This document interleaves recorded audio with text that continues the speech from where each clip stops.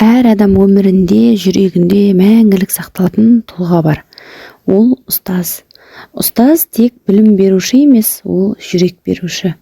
Ол шәкірттің болашағына шамшырақ болып, әр баланың арманын ұштаған, үмітін оятқан жан.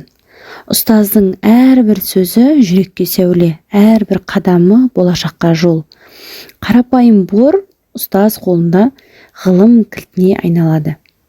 Қара тақтаға жазылған әр әріп шәкірттің тағдырына жазылған іргетас.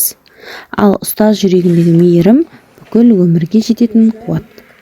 Бала жүрегін түсініп, көзіндегі ұшқынды көре білген жан ғана нағыз ұстаз.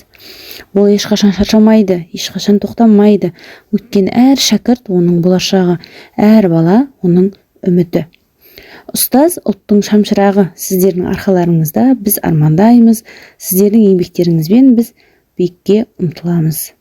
Сіздер біздің болашағымыздың сәулесін жаққан жандарсыз. Ұстаз еңбегі мәңгі өлмейтін мұра. Ұстаз аты жүректерде мәңгі сақталатын қастерлі есім. Барлық шәкірт атынан сіздерге мың алғыс. Ұстаздар күні құтты болсын.